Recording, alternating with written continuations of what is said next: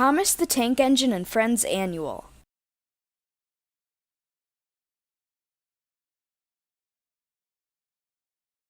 Hello. A few weeks ago, I went to visit Sodor. The fat controller agreed with my request, but as I approached the engine shed, I heard raised voices from inside. The engines sounded as if they were arguing. "It's disgusting," said a voice which could only have been Gordon's. "There have been 5 annuals now, and they've all been introduced by one of the branch line engines. Thomas, Toby, or somebody. Branch lines are all very well in their way," the voice went on, "and I'm not saying that you get a junior engine, but—" At that point I opened the door. The voices died away. "Good morning," I said. "I presume, in that case, that you wouldn't wish to mix with such engines in introducing the next annual, would you?" The silence grew longer. Began Henry at last. "But," said James. "Well, you see," rumbled Gordon. I waited, hoping for more, but they said nothing. "The fat controller," I announced, "has sent me to ask if Gordon would like to do the introduction for this year's annual, but since he seems to have such strong views about the other ones, perhaps—" "No, not at all," interrupted Gordon hurriedly. "I'd be delighted." Henry and James exchanged winks, and I tried hard not to smile. "What's it about this year?" Gordon added. "There's quite a lot about trucks," I said. "Trucks!" exclaimed Gordon indignantly. "I mean trucks," he went on more quietly, no doubt afraid that I might change my mind and ask somebody else. Got the stories there, have you?" I handed them over. There was silence for a while. After a little, Gordon chuckled. "Old square wheels," he murmured with a reminiscent smile. "What's that?" asked Henry suspiciously. "Oh, nothing," said Gordon, and went on reading. Leaving the stories, I crept quietly away. Gordon seemed to be enjoying them. "Turn the page, and I'm sure you will, too. There's also pictures of all your favorite engines, and plenty of puzzles, too." Thomas and the Cricketers. Thomas, Percy, and Toby listened anxiously as the summer gale rattled the windows and moaned in the roof of the engine shed. Gradually, the moan rose to a howl. There was a crack and a slithering noise on the roof as a slate broke and slid into the guttering. The engine shivered. When their crews came to start work the next morning, the engines had had very little sleep. "There's a mountain railway I've heard of," said Thomas hopefully, "where the trains stop running if it's windy because it's too dangerous." His driver laughed. "Sorry, Thomas," he said. "To begin with, you weigh much more than those little engines, and secondly, wind is usually far worse up in the mountains." Thomas soon found that the wind was not only strong, but cold too. Annie and Clarabelle didn't like it any more than he did, but grumbled not because of the wind, but because there weren't many passengers. Thomas didn't blame the passengers for staying at home. He wished he could have done the same. Yet, as they passed the cricket field near the station by the river, Thomas was amazed to see white-clad figures playing. "It's an important match," explained his fireman, who played cricket himself when he had the time, "the final of the Sodor knockout competition. But I don't envy them in this wind." Trees between the railway and cricket field swayed wildly in the wind as Thomas ran past. One of the players recognized the fireman and waved. The fireman waved back, but he was glad to be in the shelter of Thomas's cab today. At the junction, James told them about the trouble that the wind had caused all over the island. "Let's get home as quickly as we can," said Thomas when James had gone. They reached the middle station safely and stopped. Only 2 passengers got out, and Thomas whistled and set off again. By the time he reached the curve which led round the cricket field, they were going nicely. Come along now," he puffed confidently to Annie and Clarabelle. "Not far now," he said to himself. "We'll soon be back in our warm shed." He was halfway round the bend when a flash of white caught his eye. Almost at once the train brakes went on as the guard pulled the emergency cord. With a squeal, Thomas slowed and stopped, but not before he had rounded the curve far enough to see a huge tree lying across the line. "Phew!" he exclaimed. "How did the guard know about that?" His driver looked back and saw some cricketers running towards them, followed by the guard. "Thank goodness," panted the cricketers. "We heard Thomas whistle as he left the station, and just then we saw the tree come down. We didn't think we'd be in time. I'm glad we were." "So are we," remarked the fireman. "Thank you." And since Thomas could go no further until the tree was cleared, his driver and fireman took him back to the middle station. Then, while Bertie took the passengers home, they watched the rest of the cricket match, which the local team won after a close and exciting finish. A few days later, at a meeting in the cricket pavilion, the Fat Controller presented the cricketers with a framed certificate to remind them of the day they saved the train. The cricketers are almost prouder of this than their cricket trophy. Next year, said the captain of the team, we may have to pass the cricket cup to someone else, but your certificate will always be here.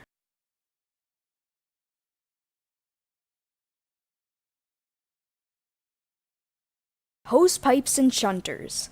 Mavis, the quarry company's diesel engine, had gone away for repairs, and Toby was doing her work in the quarry. One morning, Percy was shunting in the yard at Farquhar when the station master came to see him. There's an emergency at the harbor, he said. The Fat Controller wants you to go at once to help sort it out. But what about this shunting? Percy protested. Toby is up at the quarry, and the shunting must be done.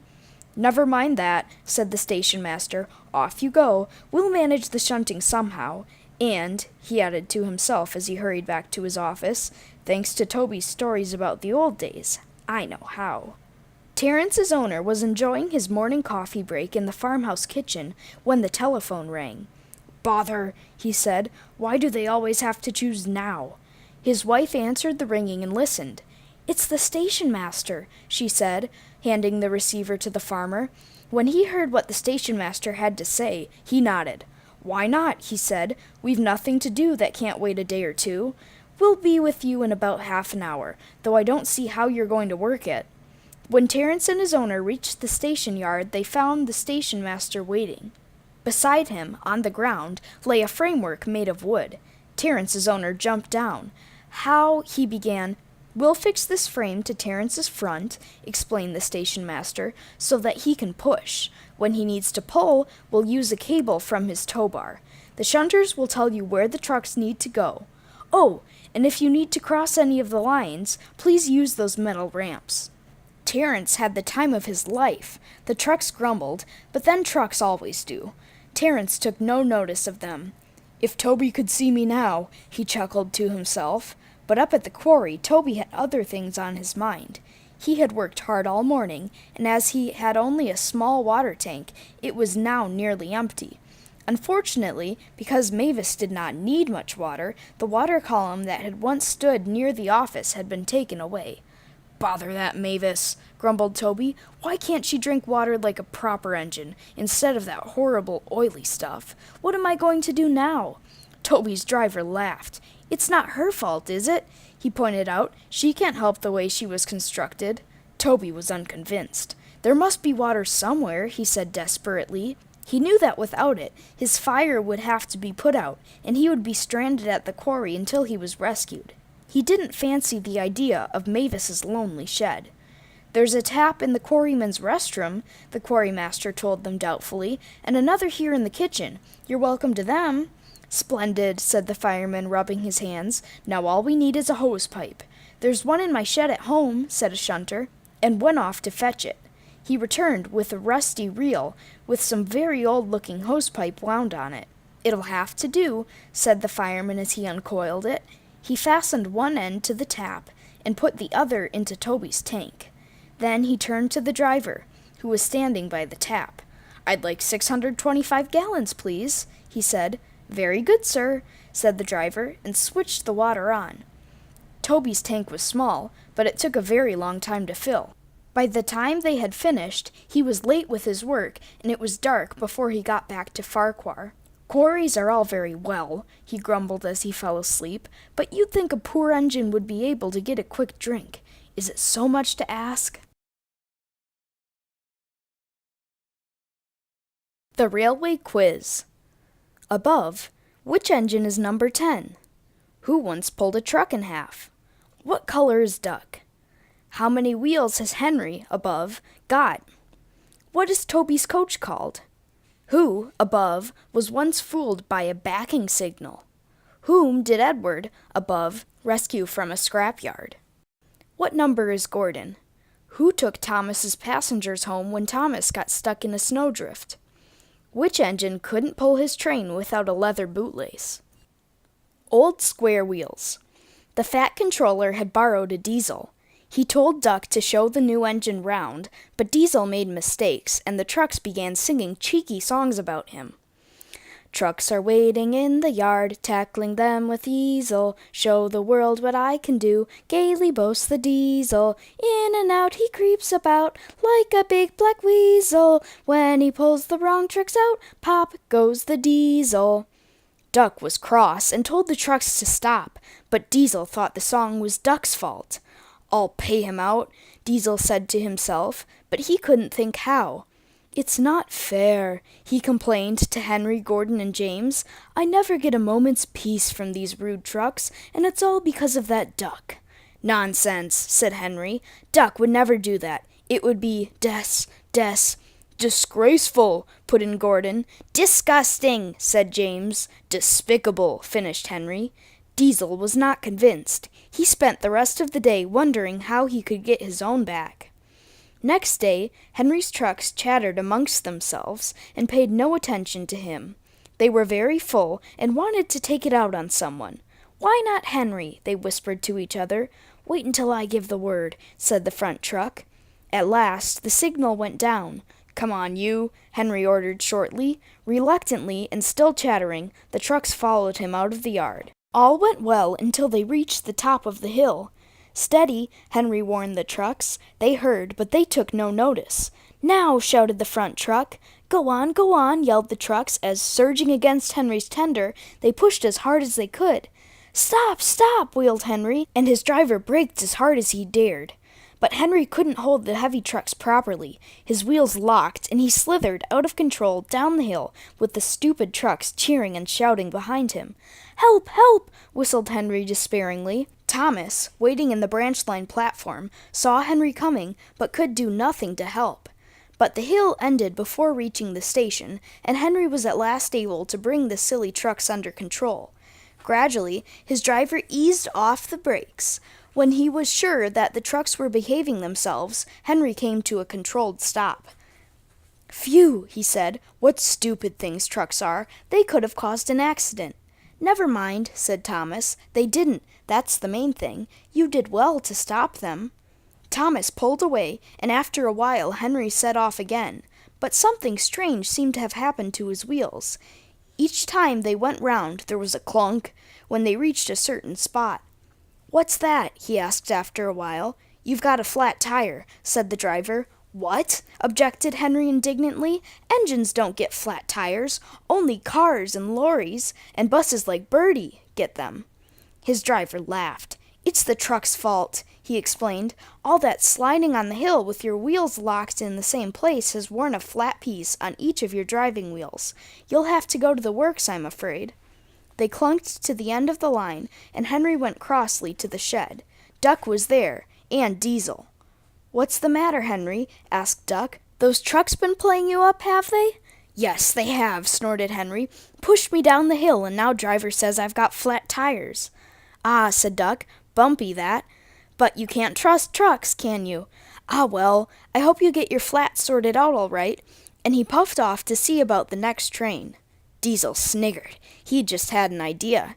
Next day he spoke to the trucks. That was a good trick you played on Henry, he said. He's got flat tires now and has gone to the works to have them replaced. He paused. I shouldn't really tell you this, he went on quietly, but I know you won't pass it on.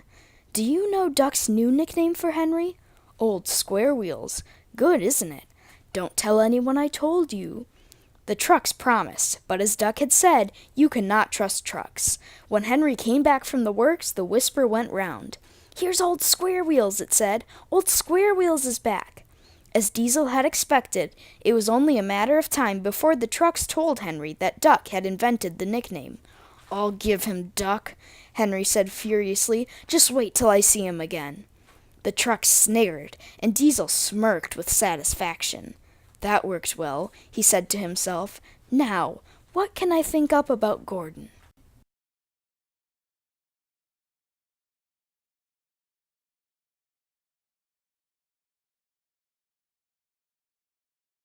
The Fat Controller's Ticket Twister.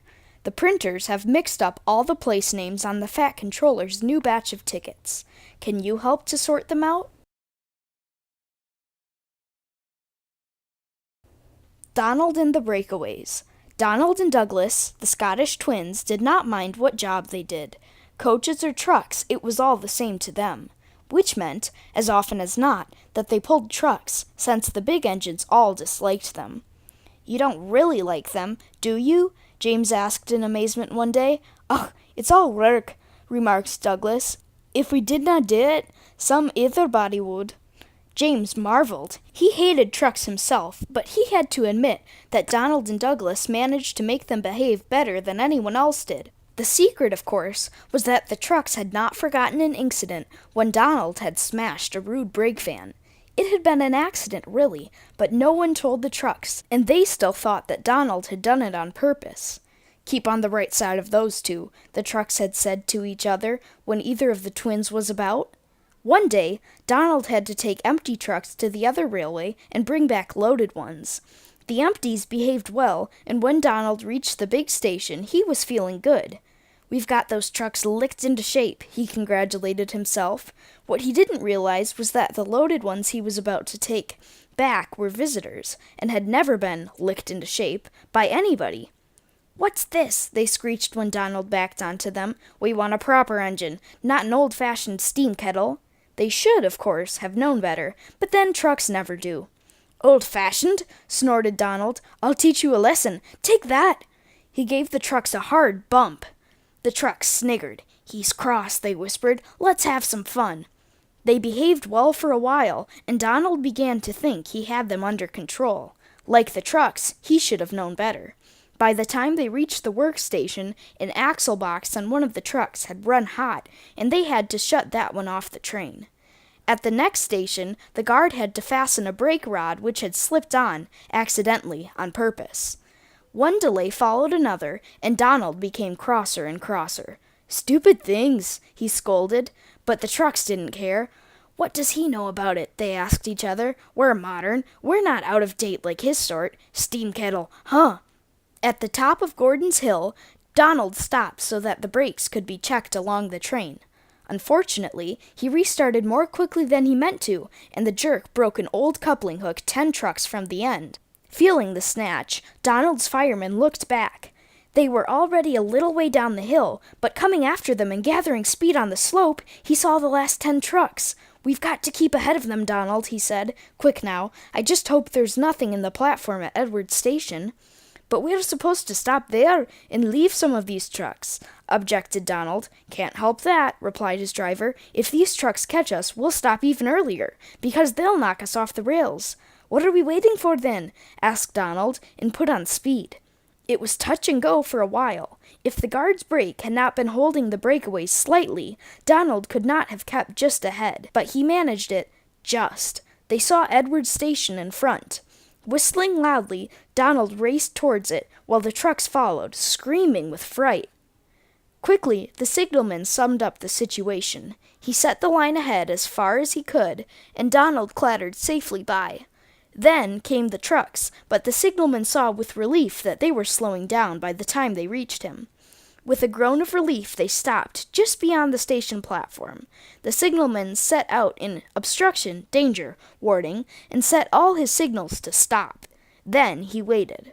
When he was sure that the trucks had stopped, Donald stopped too, half a mile further on.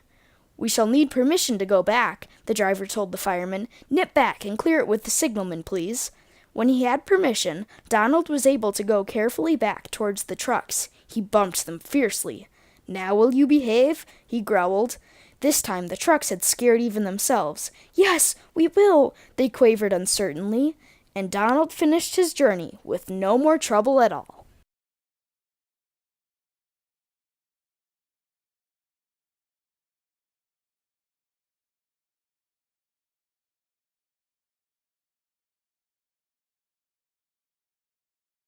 Points of no return. One morning, James's driver came early to the shed. "There's a change of plan, James," he said. "We're to take the stopping passenger train today, not the goods train, so we must be ready half an hour earlier." James was glad to be taking coaches rather than trucks, but he was not so pleased about the extra hurry. Henry and Gordon were in the shed too. "It would be nice to have a branch line to myself," remarked James wistfully. "You!" exclaimed the others in one voice. "Why not?" demanded James. "At least I know where my next load was coming from." "Ah," said Gordon knowingly, "but what about all the trucks?" Gordon hated trucks, and had once run off a turntable to avoid pulling them. "And there's the shunting," put in Henry. "You'd have to do your own, you know." "Well—" James hesitated. He had to admit that shunting was what he liked least. "Perhaps Donald or Douglas would do it for me," he began. "Or perhaps not," he finished lamely, seeing the pitying looks of the others. "Anyway, branch lines aren't so bad. I can't think why you don't like them, Gordon." "I like my freedom," said Gordon. "I need a good run for my wheels, scope to use my talents. You wouldn't understand, little James," he said grandly. "Pooh!" scoffed James. "You only say that because you were once turned onto Edward's branch by mistake." Gordon closed his eyes. His branch line incident was not one he wished to remember. Soon, James's driver and fireman came for him. James bustled away importantly, and Henry and Gordon exchanged knowing grins. When he passed Edward's station, James told Edward how much he would like a branch line. "You can come and help me any time," smiled Edward. "With Boko away, I've been working off my wheels just lately." James sighed as he set off again. The rest of his journey was uneventful. James kept good time, and was feeling quite pleased with himself as he set off for home once more. At the workstation he met Gordon. "Found any branch lines?" Gordon chuckled. James took no notice. "Just you wait," he muttered. "I'll show you." James came cautiously down Gordon's hill because he knew he had to stop at Edward's station, which lay near the bottom. It was lucky he did, because just before they reached the platform, James noticed that the points were directing them into the branch platform instead of the main one. "Stop!" he whistled, and his driver quickly put on the brakes. James was not going fast, but suddenly he realized that the platform ended with buffers. "Help!" he gasped and shut his eyes. When the crash didn't come, he opened them again and found that he had stopped with a few inches to spare. "All right, James," said the fireman. "I'll ask the signalman to put us back on the proper line. I won't be long."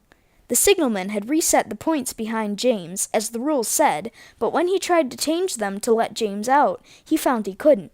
He was most apologetic. "The lock must have jammed," he said. "I'm afraid James will have to stay where he is. No, hang on, he can't. Edward needs to use that platform in a quarter of an hour. We'll have to put James out of the way in the goods yard." James was not pleased, and neither were his passengers. Bertie came to take them to their proper stations, but James stood in the siding with nothing to do for the rest of the day. That evening, the fat controller came to see him. "I'm sorry, James," he said, "but mending those points is going to take longer than I thought. Meanwhile, Edward needs help, and since you can't, escape, you may as well do something useful." "Yes, sir," agreed James. At first, James quite enjoyed it, but as time went on, knowing exactly what he had to do and when became rather dull. In fact, he was delighted when the points were at last mended and the fat controller said he could go back to the big shed. It was late when he reached it. Gordon opened a sleepy eye. "Hello," he said. "You've sorted out Edward's branch line for him, then. That's good." James didn't answer. He didn't go so far as Gordon in thinking that branch lines were vulgar, but he did agree with him on the subject of freedom.